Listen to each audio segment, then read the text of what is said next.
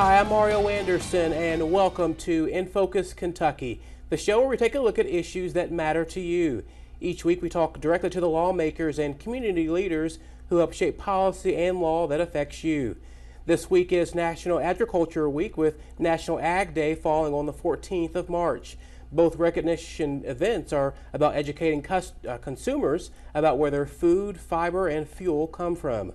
Ryan Quarles was elected Kentucky's Commissioner of Agriculture in 2015, and during his first term in office, the Kentucky Department of Agriculture has started several new programs, including creating several initiatives to fight hunger and connecting Kentucky farmers with new markets. And the Commissioner has led the charge to grow Kentucky's industrial hemp program. And Commissioner Quarles joins us now in the studio. Thanks so much for joining us today on In Focus Kentucky. Glad to be here during National Agriculture Week. It's one of the most fun weeks for my job as we celebrate what's best about Kentucky. And when you travel the world, you tell people you're from Kentucky, they ask you about our horses, they ask you about our bourbon, and they ask you about Kentucky Fried Chicken.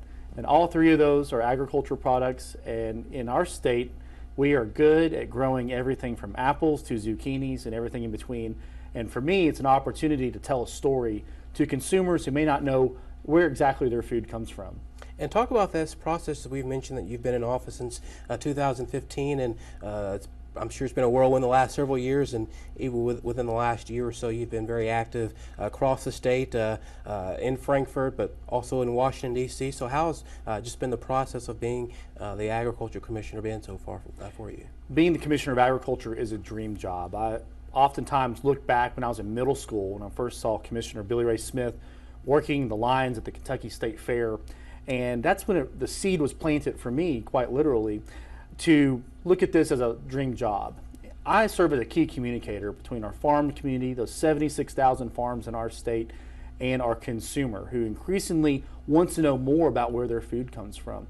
I love my job. We've had a lot of fun in the last few years, and we have several accomplishments, including a growing Kentucky State Fair, which was voted the #1 state fair in America. We're also literally supporting our farmers markets. We have 168 farmers markets in our state, and that continues to grow. And perhaps the most fun part of my job is working with our youth. Right now, we're helping fundraise for 4-H and FFA and Kentucky Proud. And since becoming Commissioner of Agriculture, I'm proud that we've raised $1.8 million to invest in the future of Kentucky agriculture.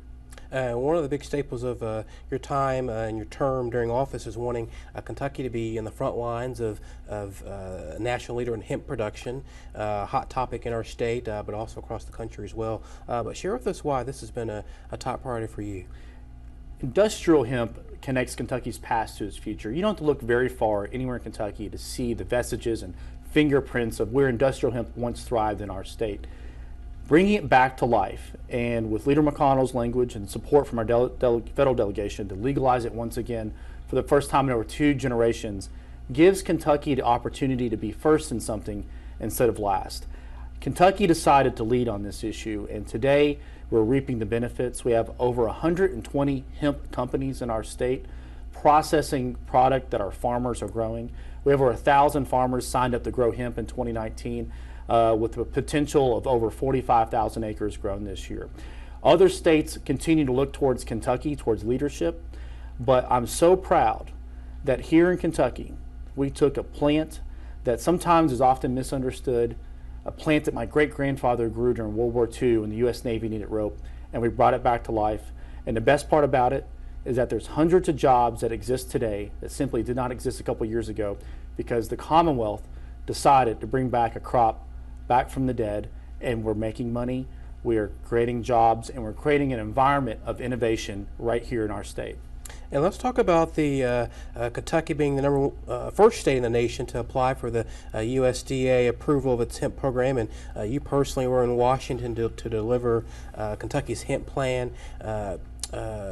So for viewers that may not be aware of what that plan entails, but also some of the next steps in this process, update us on that. Sure. So the 2018 Farm Bill, which got passed in December of 2018, included a provision where states can submit their own industrial hemp plans to the United States Department of Agriculture. President Trump invited me to be at the White House during the signing of the 2018 Farm Bill, and while the ink was drying on the Farm Bill, I was able to personally deliver the first state plan in the nation, our Kentucky plan to the United States Department of Agriculture Secretary Sonny Perdue. And we are going to help the USDA develop their own federal framework. We have already had several meetings both in Washington, D.C., and we hope to bring them here to Kentucky in the near future as well to learn about this crop. And we are so excited that Kentucky's leadership in this role has earned us a position at the table as we move forward. Well, we're excited that you're here to join us on In Focus Kentucky, and we're just getting the conversation started, so we will continue the conversation with Commissioner Ryan Quarles here on In Focus Kentucky. Be sure to stay with us as we continue our conversation and bring you more with him. In 2019, the biggest impediment and roadblock to industrial hemp was the federal law. Now that the Farm Bill is passing, industrial hemp is no longer a Scheduled I narcotic.